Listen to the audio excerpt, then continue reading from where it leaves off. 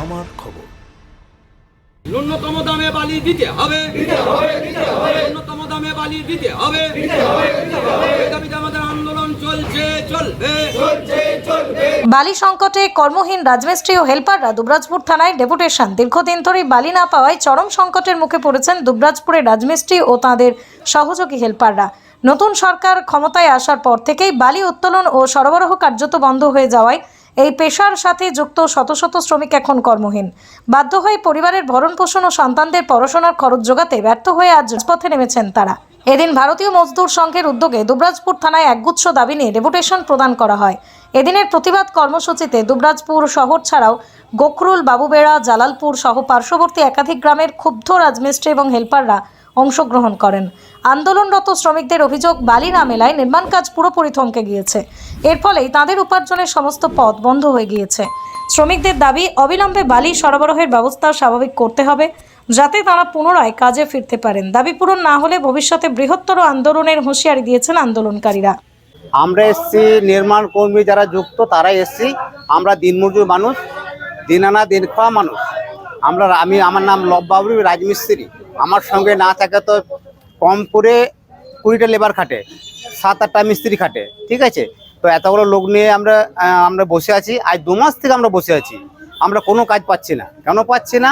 একটাই কারোর জন্য পাচ্ছি না, আমাদের বালি নাই, তার জন্য আমরা কাজ পাচ্ছি না। তাই আমরা আজকে এসেছি প্রশাসনের কাছে জানাতে যে আমরা যাতে বালিটা পাই, বালি পেলে আমাদের কাজ চলবে, কাজ চললে আমাদের সংসারটা চলবে।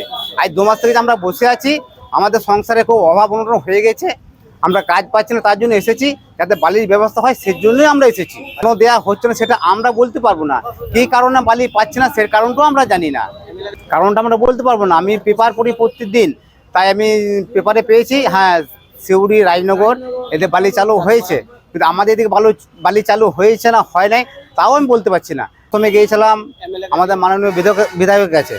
বালি ধরুন আমরা তো সব বেরিয়েছি কাজের জন্য, আমরা 2 মাস থেকে বালি পাইনি। টোটালি যত লেবার মিস্ত্রি আছে দুবরাজপুরে আজ 2 মাস বেশি হয়ে গেল, 2 মাস বলছি এখন, তো বসে আছি। তো ধরুন বালি পাইনি বলে সব বসে আছি।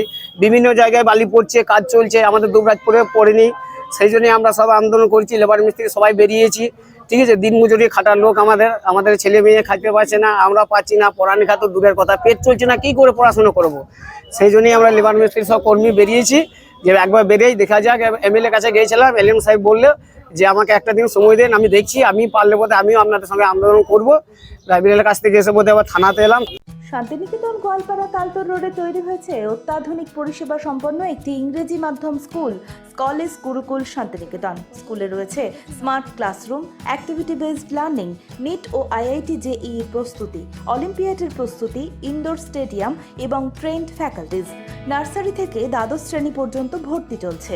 বিস্তারিত জানতে যোগাযোগ করুন 9609039000 এই নম্বরে।